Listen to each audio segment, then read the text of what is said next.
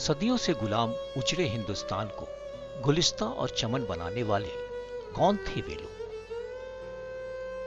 क्या देश की आजादी कुछ चंद लोगों के कारण मिली, जिनके किस्से पढ़ और सुनकर हम सब बड़े हुए?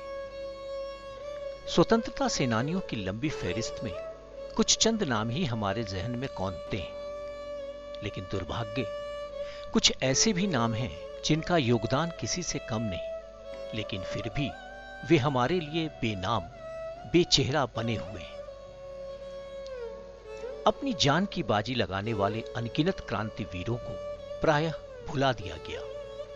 जो संभ्रांत और बड़े नेताओं के साथ थे, उन्हें ही इतिहास के पन्नों में स्थान मिला, सुख सुविधा प्राप्त हुई, जबकि निस्वार्थ भाव से हंसते हंसते मातृभूमि पर अपने प्राणों का उत्सर्ग करने वाले असंख्य क्रांतिवीर इतिहास के गुमनाम पन्नों में दफन होकर रह गए। लंबे स्वतंत्रता संग्राम और अनेक प्राणोत्सर्ग के बाद 15 अगस्त 1947 को देश स्वतंत्र हुआ। स्वतंत्रता संग्राम में शामिल उन सभी गुमनाम सेनानियों के नाम सूचना के अभाव में संकलित करना एक दुष्कर और कठिन कार्य है।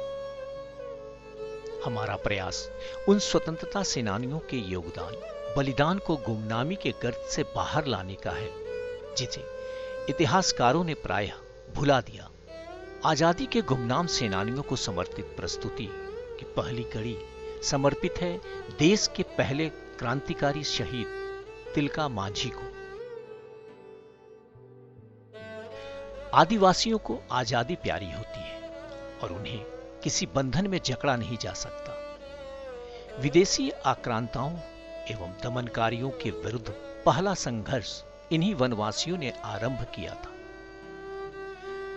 प्रकृति प्रेमी वनवासी क्रांतिकारियों की लंबी श्रृंखला है। कई परिदृश्य में छाए रहे और कई अनाम रहे।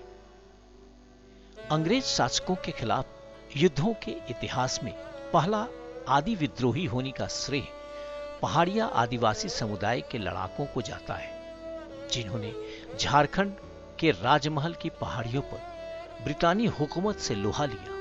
इन पहाड़िया लड़ाकों में सबसे लोकप्रिय आदि विद्रोही जबरा या जौराह पहाड़िया उर्फ तिलका मांझी थे, जो वास्तव में हकदार हैं भारतीय स्वतंत्रता संग्राम का प्रथम शहीद या प्रथम क्रांतिकारी कहलाने के, जिन्हें अंग्रेजों द्वारा 13 जनवरी 1785 को बिहार के भागलपुर में सरेआम फांसी दी गई।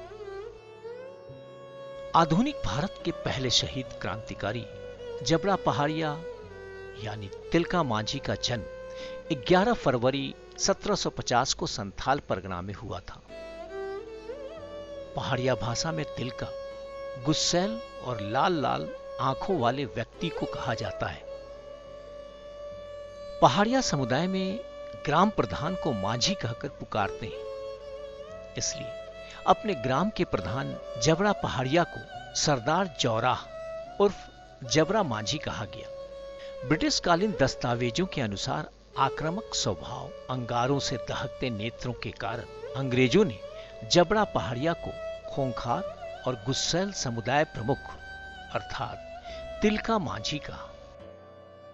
1771 से 1784 तक तिलका मांझी ने ब्रिटिश सत्ता के विरुद्ध लंबा संघर्ष किया। वे न कभी झुके न डरे। स्थानीय सूदखोरों, जमींदारों और अंग्रेज शासकों को जीते जी कभी चैन की नींद सोने नहीं दिया। तिलका मांझी ने भागलपुर के अत्याचारी कलेक्टर क्लीवलैंड को मार डाला। बाद में आयरकुट के नेतृत्व में तिलका मांझी की गुरिल्ला सेना पर जबरदस्त हमला हुआ, जिसमें कई आदिवासी लड़ाके मारे गए।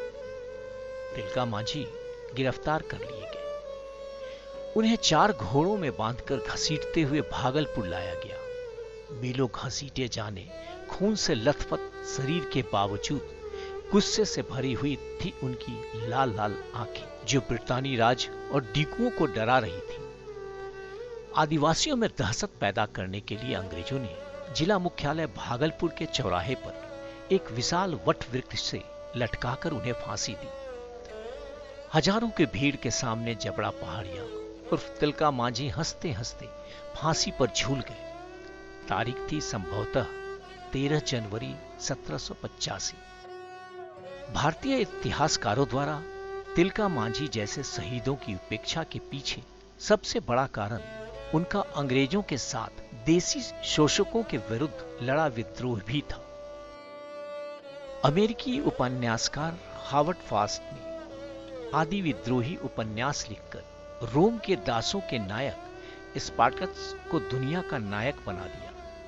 दुनिया में कहीं भी आदि विद्रोही की चर्चा आते ही सबसे पहला नाम स्पार्टकस का आता है।